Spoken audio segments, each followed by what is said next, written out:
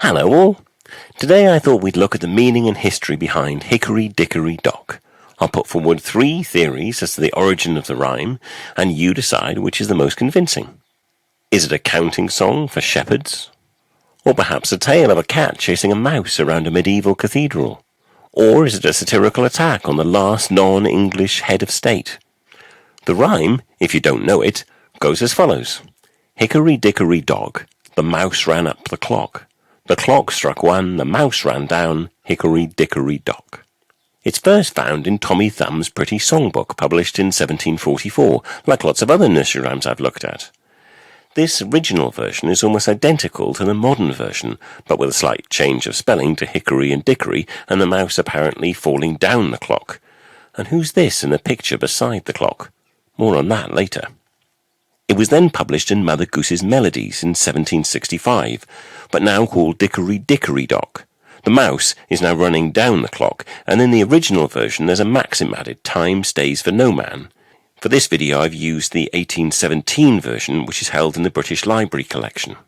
Some cite Hickory Dickory Dock as the first limerick. It does conform to the rhyme patterns of a limerick, and while today limericks by convention have a humorous, risque final line, through the 18th and 19th century, like those of Edward Lear, pictured here, the last line was simply a refrain, where it's basically a repeat of the first line. So let's explore the possible options for the origin of the rhyme. I suppose before we start we should make the point, as William and Lucille Baring-Gould do in their annotated Mother Goose, that Hickory Dickory Dock could simply be seen as a onomatopoeic rhyme, with hickory dickory dock sounding like the ticking of a clock, and the rhyme being repeated each time the clock strikes the hour. As an interesting side note, William Baring-Gould's grandfather, Reverend Baring-Gould, was an important Victorian collector of folk songs, as well as being the writer of the song Onward Christian Soldiers. He had a theory about the origins of Jack and Jill being a Norse folk tale, which I mentioned in my video on Jack and Jill, and have added the link above. I should also say that in some later versions of the rhyme, different animals are mentioned each time the clock strikes the hour, but this takes away from the original meaning. But I thought I'd mention it as I plan to do a video on the origins of Hickory Dickory Dare, the pig flew up in the air, but that's for another video. Personally, I think there might be some truth in Baring-Gould's interpretation that the rhyme is simply about a ticking clock, but that isn't much fun, so let's look at other authors' interpretations, which are very different. The first theory comes from Ione Opie. She and her husband Peter feel the rhyme is a numbers game recited by shepherds in the northwest of England. They base this on the fact that Hickory Dickory Dock sounds a bit like shepherd dialect for the numbers 8, 9 and 10, Hovera Dovera Dick. I'm not sure what the mouse has got to do with this explanation, and to be honest, I'm not that convinced. Surely, if the clock was about to strike 1, the preceding numbers would be 10, 11, 12. And why use dialect for the start of the rhyme, and then say the clock strikes 1 rather than yan, which was a fairly common variant of 1 in rural Britain in the 18th century? So I'll leave it to you to decide if you like this interpretation. The second theory for the origin of the rhyme is that it tells the tale of an actual clock, the 15th century astrological clock at Exeter Cathedral. This clock displays the hours of the day, the days of the lunar month, and the phases of the moon. The story goes that mice were running up and down the clock to feed on animal fat used to literally grease the wheels, and they were chased down by the resident cat. I suppose this might well be the origin of the rhyme.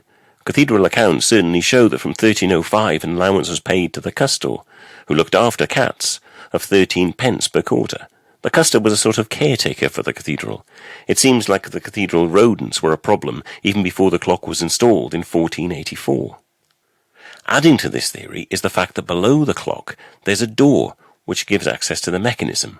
It's further speculated that in 1598 Bishop Cotton paid a carpenter to cut a hole in the door for the bishop's cat to chase the mice. Today this is claimed to be the oldest cat flap in the world. None of the early illustrations depict the very distinctive Exeter clock. They either show a wall-mounted clock or a long case grandfather clock. The earliest reference to this theory I can find is 2001, when it appears in Ronald Blythe's The Circling Years, Perspectives from a Country Parish. This book is a tale of happy reminiscences, and I think you should take the discussion about the Exeter clock in the manner it was intended, just a bit of fun, rather than a serious study on the origins of rhymes. and I assume the theory must be much older than that. Today, the hole in the door is used by Stapleton, the current cathedral cat. You can follow Stapleton on his own page on the cathedral website if you like. This brings us to the third possible theory. This one suggests that Hickory Dickory Dock is actually about a man named Dick, or Richard, specifically Richard Cromwell. But before I tell that tale, I thought I'd say thank you very much to all of you who subscribed to the channel so far, and liked or commented. It really is appreciated. So, Richard Cromwell. Well, he was the son of Oliver Cromwell, one of the leaders of the parliamentary forces during the English Civil War. Following his success on the battlefield and the regicide of Charles I, Oliver Cromwell became Lord Protector of England in 1653. 5 years later, in the days leading up to his death, he surprisingly named his timid and inexperienced son, Richard, as his successor. Richard faced a number of serious problems as the country's second Lord Protector. The army were less than happy with their new commander-in-chief. Richard had next to no military experience. Meanwhile, on the domestic front, the country was facing a serious debt crisis. Without a political power base of his own, or seemingly the acumen or desire to lead a fledgling republic, Richard's time as head of state was very short. He formally resigned in May 1659, just 9 months into the job. He initially returned to his family home in Hampshire, and then, when Charles II was installed as king, he spent the next 20 years in exile on the continent to avoid being caught up in the royalist reprisals, which saw his father's body dug up and his head placed on a spike outside the Tower of London. Richard returned to England in 1681, by which point Charles II was secure on the throne, and after that he lived in quiet retirement, until his death at 85 in 1712. The longest living head of state until Elizabeth II. Following his resignation as Lord Protector, the English satirist had a field day at his expense. He was lampooned as Tumbledown Dick. It may well have been that Hickory Dickory Dock was part of this satire, that the timid, mouse-like Dick rose up only to run away as the clock struck to mark the first year of his rule.